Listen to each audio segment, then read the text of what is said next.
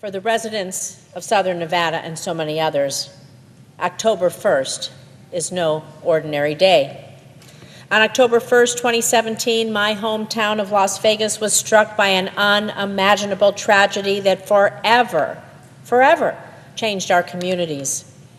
We experienced an attack on a scale far worse than anyone could ever have imagined, a devastating tragedy that ripped families apart, destroyed lives.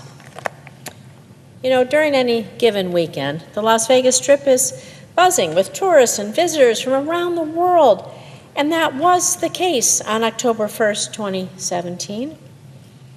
That night, tens of thousands of people came to Las Vegas to attend the Route 91 Harvest Music Festival, enjoy a fun night out with friends and good music. The weather's beautiful. But in just 10 minutes, their lives in our entire state would be changed forever. 10 minutes. 10 minutes is all it took for a gunman to open fire on an unsuspecting crowd, killing 58 innocent people, injuring thousands, and leaving a permanent scar on the hearts of everyone in our state and the hearts on the families and friends of the ones injured and killed. In the years since, we've lost 2 more individuals as a result of this tragedy, which remains the deadliest mass shooting in American history. So I want you to think about what that means. The families of the victims of that tragedy had their world shattered in just 10 minutes. 10 minutes that day that changed their lives forever. Families who now don't get to celebrate birthdays, anniversaries, holidays. Families, and I think this is one of the hardest things, they never got to say goodbye to the people that they love. And that night also changed the lives of everyone in our city. People who were attending or working at the festival, Nevadans who were just driving down the Strip, and the first responders who ran towards danger to help save lives. In the chaos and confusion of that night, our heroic first responders, our police officers, our firefighters, our paramedics ran towards the scenes. They saved countless lives. I know taxi drivers ran. Everyone ran to try to help people escape.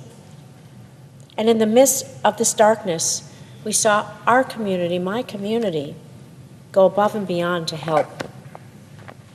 Our entire state rallied together. We saw lines of people around entire blocks waiting hours to donate blood, willing to donate blood to save the lives of complete strangers in the middle of a mass casualty. And I remember that day going to the line to talk to people, try to comfort folks in the midst of those first few days. And there was a woman in line to give blood, and I went up and I talked to her, and she started crying. She put her arms like this. She goes, "I don't have much." She goes, "But blood is all I have to give, and I'm here." She started crying. I started crying. It was such a moving moment. She goes, "This is what I can give," her arms outstretched. And so I want everyone to think about that the hearts of so many in a tragedy go out to those they don't even know to do what they can and give what they can, coming from the heart. And these selfless acts, not just this woman, but this is just one story of so many that I was proud to hear and be part of. This showed the country why we're Vegas strong. And I'm here today to honor the memories of those we've lost as a result of that terrible night on 1 October and everyone else who was impacted. And as we remember and reflect on this event, we must also commit ourselves to action to make sure that no other community in the nation goes through what we went through. In the last few years, we've so sadly seen shootings at universities, including UNLV in Las Vegas, in schools, in places where people go every day like supermarkets and churches. Mr. President, we saw that just this weekend. And just this year alone, there have already been 53 school shootings in the United States. And so it's clear we need to act, and there are things we can do on a bipartisan basis. The 1 October shooter relied on bump stocks. They're just dangerous devices that attach to guns to make them fire bullets even faster, so that a shooter can fire more bullets in a short period of time, in order to inflict as much pain and carnage as possible. And I hope we could agree that nobody wants that. No one wants that.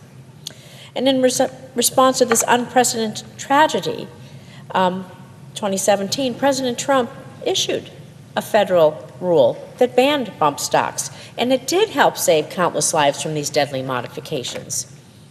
Unfortunately, the Supreme Court overturned this common sense federal ban, allowing these dangerous bump stocks to flow into our streets once again. And so this puts more lives and communities at risk, which is why I helped introduce bipartisan legislation earlier to restore this common sense federal ban on bump stocks. Because we have the power to do something. So let's pass this bipartisan bill and save lives before the next tragedy hits another unsuspecting community. Because trust me, nobody wants to go through this, no community. Nobody wants to give this speech. Nobody wants to look in the eyes of the families. No one wants to go to that reunification center. No one wants to go to the hospitals. No one wants to go see the memorials grow and grow time after time. No one wants to see this in community after community every single day. There has to be some common sense about what we can do. And so as we approach the 8th anniversary of the 1 October shooting, I just ask all of my colleagues in this chamber to remember and honor the memories of the victims, their families, their loved ones, everyone whose lives were forever changed that night. I also ask that we come together as Republicans and Democrats in a bipartisan way just to save lives by passing our common sense bill to ban bump stocks. I think it would make a difference. And I just pray that those out there watching find comfort in remembering that their loved ones' memory serves as a blessing to them, and that we will always continue to honor them. Thank you.